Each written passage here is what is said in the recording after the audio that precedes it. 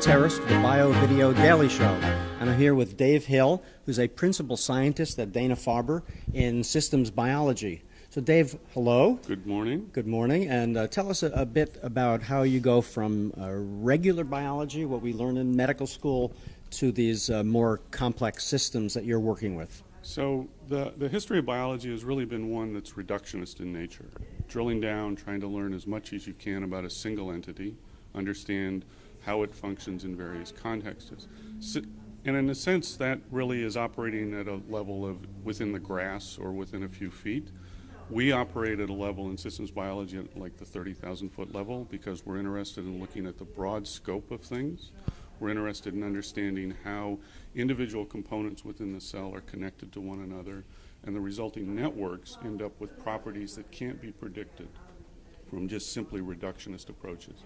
In a sense, the broad spectrum of systems biology really addresses the question that the whole is greater than the sum of the parts. And I think many people would certainly understand that these systems are complex, that cells talk to each other, and there are redundant pathways. Mm-hmm. So if you reduce things too much, you're going to miss a lot of activity. So describe for me sort of the continuum of systems biology. So systems biology actually goes back to the 50s with the early efforts by a number of groups making the argument that what we knew about regulation, gene regulation in bacteria, was not just simply a single one-step phenomenon, that there was interplay, there was feedback, there was a whole complexity to even the simplest metabolic pathways.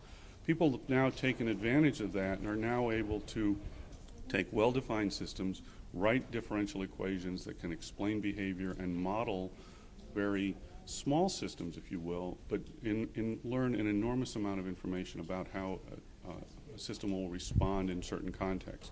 At the other extreme is the entire architecture, the full network of biophysical interactions that take place in the cell.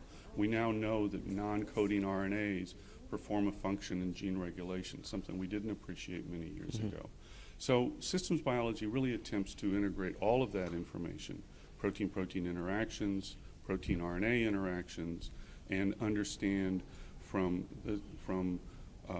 how activities at one end of the spectrum can relate to changes that otherwise wouldn't be found simply looking at isolated components. Now, we all deal with partnerships. It's clearly one of the themes at this convention. Are your partnerships more with other basic scientists or much more with the practical application with biotech or industry? Well, at the Dana-Farber, we're interested in the full spectrum of partnerships. Our own group is more to the true basic research side, and our partnerships involve physicists, mathematicians, engineers, biochemists, pure chemists. But we're also recognizing the need to really bring in clinical researchers, more translational medicine.